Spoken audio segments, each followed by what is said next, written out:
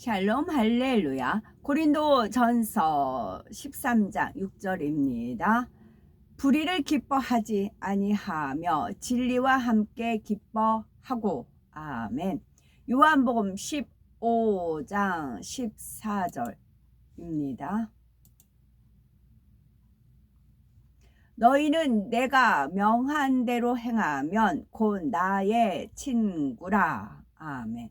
역대하 19장 7절.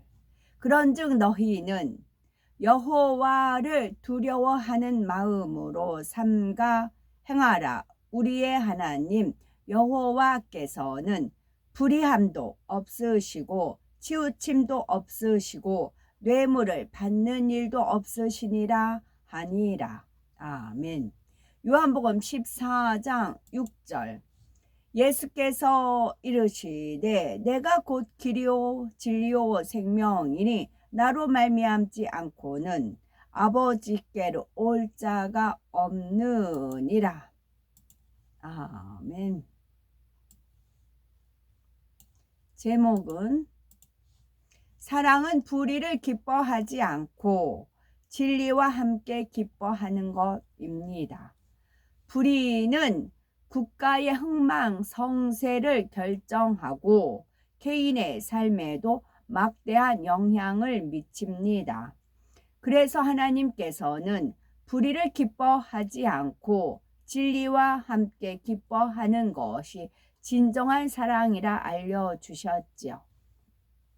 불의를 기뻐하지 않는다는 것은 사랑의 속성 중에 악한 것을 생각하지 않는 것과 비슷하지만 차이가 있습니다. 악한 것을 생각지 않는다는 것은 마음의 악은 모양도 품지 않는다는 뜻이고, 불의를 기뻐하지 않는 것은 행위로 드러나는 불의한 일들을 기뻐하지 않으며 거기에 가담하지 않는 것을 말합니다. 가령 부유한 친구를 보았을 때 시기 질투가 나서 친구는 잘 사는데 나는 이게 뭔가 친구가 망했으면 좋겠다 하는 생각이 스쳤다고 합시다. 이는 악한 생각입니다. 그런데 그 친구의 회사가 부도가 났을 때 잘 산다고 뽐내더니 고소하다 하면서 쾌재를 부른다면 이는 불의를 기뻐하는 것이지요. 나아가서 악한 일에 동조하고 가담했다면 적극적으로 불의를 기뻐하는 것이지요. 불의에 대해서 좀 더 구체적으로 살펴보면, 첫째는 세상 사람들도 불의라고 여기는 경우가 있겠고, 또 하나님께서 불의라고 여기시는 경우가 있겠습니다. 세상 사람도 또 불의라고 여기는 경우를 살펴보면 세상 사람들이 볼 때에도 불의라 여기는 일반적인 불의가 있습니다. 예를 들어서 옳지 않은 방법으로 부를 축적하거나 법과 절차를 어기면서까지 자신의 이익을 쌓아 나가는 것은 불의입니다. 판사가 뇌물을 받고 부당한 판결을 내려 죄 없는 사람이 억울한 처벌을 받는다면 이 또한 불의이지요. 역대하 19장 7절에 너희는 여호와를 두려워하는 마음으로 삼가 행하라. 우리의 하나님 여호와께서는 불의함도 없으시고 변벽됨도 없으시고 뇌물을 받으심도 없으시니라 말씀합니다. 사람의 눈은 가릴 수 있어도 하나님은 속일 수 없으니 정직하고 성실하게 살아야 합니다. 하나님을 사랑하고 그분의 사랑을 받는 사람은 정당한 대가 외에는 바라지 않지요. 두 번째로 하나님께서 불의라고 여기시는 경우가 있겠는데요. 주 안에서의 불의는 일반적인 의미와는 조금 다릅니다. 세상의 법을 어기거나 남에게 피해를 주는 일뿐만 아니라 하나님 말씀에 어긋나는 온갖 죄가 다 불의이지요. 불의는 마음의 악이 구체적인 형태로 나온 죄이며 죄 중에서도 특히 육체의 일에 해당이 됩니다. 즉 마음에 있는 미움, 시기, 질투와 같은 악이 다툼, 폭행, 사기, 살인 등 구체적인 행함으로 나온 것이지요. 고린도전서 6장 9절에서 10절에 불의한 자는 하나님의 나라를 유업으로 받지 못할 줄을 알지 못하느냐. 미혹을 받지 말라. 음란하는 자나 우상 숭배하는 자나 간음하는 자나 탐색하는 자나 남색하는 자나 도적이나 탐남하는 자나 술 취하는 자나 후욕하는 자나 토색하는 자들은 하나님의 나라를 유업으로 받지 못하리라 말씀했습니다. 이처럼 하나님 안에서 불의는 구원과 직결됩니다. 그러니 불의를 행하는 형제를 본다면 애통하며 사랑으로 기도하고 말씀대로 살도록 도와주어야 지요. 그런데 오히려 나도 적당히 좀 편하게 신앙생활하고 싶다 하며 부러워한다거나 함께 동조한다면 주님을 사랑한다 할 수 없지요. 주님은 흠과 티도 없으신 분인데 불의한 우리를 대신해서 십자가를 지셨습니다. 하나님과 우리 사이에 죄의 담을 헐기 위해서 화목제물이 되어 주셨지요. 바로 우리를 천국으로 인도하시기 위함인 것입니다. 이런 큰 사랑을 깨닫는다면 결코 불의를 기뻐해서는 안 됩니다. 불의를 기뻐하지 않는 사람은 단순히 불의를 행하지 않는 차원에 그치지 않고 하나님의 말씀대로 살아갑니다. 요한복음 15장 14절에 너희가 나의 명하는 대로 행하면 곧 나의 친구라 했지요. 불의를 기뻐하지 않고 애통하는 사람은 그만큼 주님의 마음을 닮아 사랑이 많은 것입니다. 또 사랑은 진리와 함께 기뻐하는 것이지요. 하나님을 사랑하면 불의를 행치 않을 뿐만 아니라 진리를 행하고 나아가서는 진리와 함께 기뻐합니다. 그렇다면은 진리와 함께 기뻐한다는 것은 무슨 뜻일까요? 그것은 첫째로 복음을 기뻐하는 것이겠고, 두 번째는 진리에 속한 모든 것을 기뻐하는 것이고, 세 번째는 하나님의 말씀을 믿고 그대로 행하려고 노력하는 것입니다. 첫째로 복음을 기뻐하는 것이지요. 복음이란 우리가 예수 그리스도를 통해 구원받아 천국에 간다는 복된 소식입니다. 많은 사람이 진리를 찾기 위해서 사상, 철학, 학문을 탐구하며 여러 종교 교리에서 답을 얻고자 합니다. 그러나 요한복음 14장 6절에 참된 진리가 무엇인지 명쾌하게 나와 있지요. 바로 예수님께서 내가 곧 길이요 진리요 생명이니 나로 말미암지 않고는 아버지께로 올 자가 없느니라 말씀하셨지요. 즉 참된 진리는 예수 그리스도라는 말씀이지요.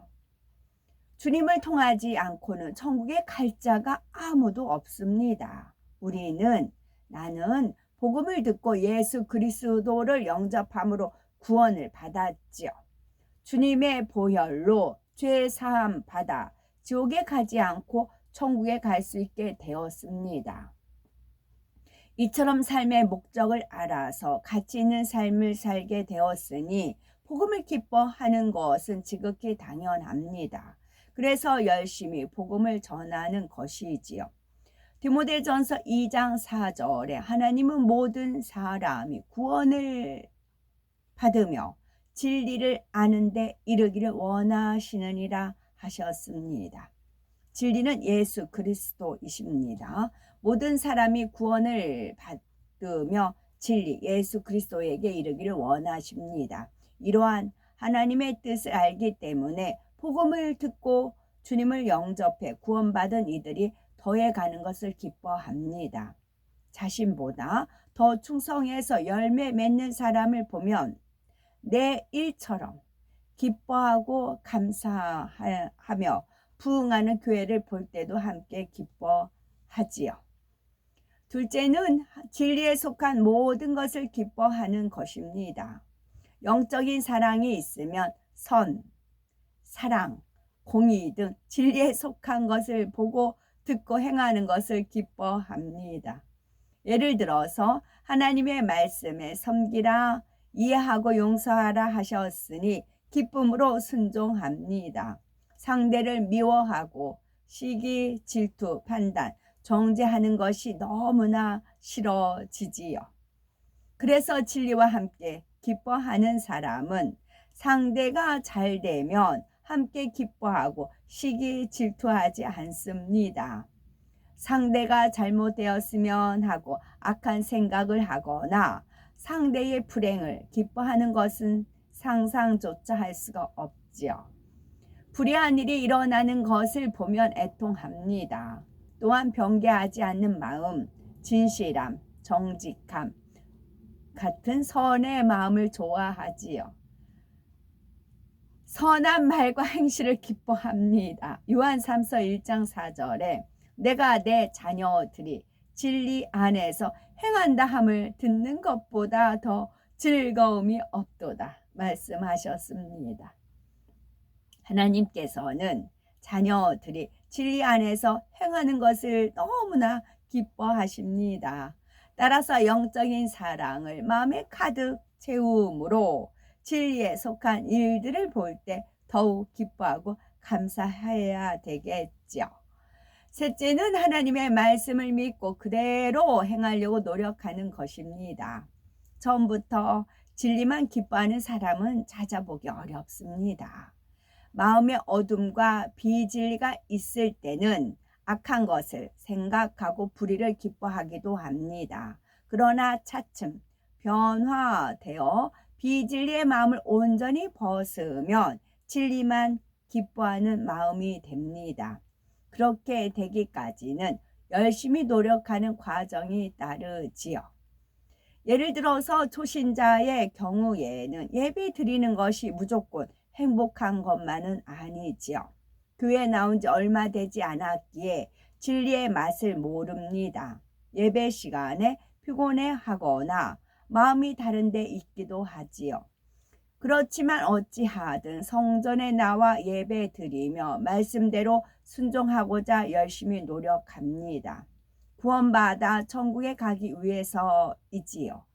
진리 말씀을 듣고 하나님을 믿기에 천국과 지옥이 있다는 사실도 믿습니다. 천국에서 각 사람에게 주어지는 상급이 다르다는 것도 알지요. 그러니 더 열심히 성결을 이루며 충성하려고 노력합니다. 이처럼 진리와 함께 온전히 기뻐하지는 못한다 해도 각자 믿음의 분량대로 최선을 다하는 것이 바로 진리와 함께 기뻐하는 것입니다. 그러므로 불의를 벗고 오직 진리와 함께 기뻐하는 영적인 사랑을 온전히 이루시는 복되고 아름답고 보배로운 우리 모두가 되었으면 좋겠습니다. 아멘. 불의를 행하다가 멸망당한 아간은 여리고성을 함락시킬 때 전리품을 숨겨 하나님의 진노를 사서 죽임당한 사람입니다. 여호수아는 전리품을 모두 하나님께 바치라고 명령했는데 아간은 시날산 아름다운 외투 한 벌과 은 200세겔로 50세겔 중에 금덩이 하나를 취하였지요. 이로 인해서 이스라엘은 아이성 전투에서 패배하고 맙니다. 결국 아간은 그의 가족들과 소유물들과 함께 돌에 맞은 후 불살라졌지요. 그 위에 돌 무더기를 쌓았는데 그곳이 바로 아골 골짜기이지요. 아멘.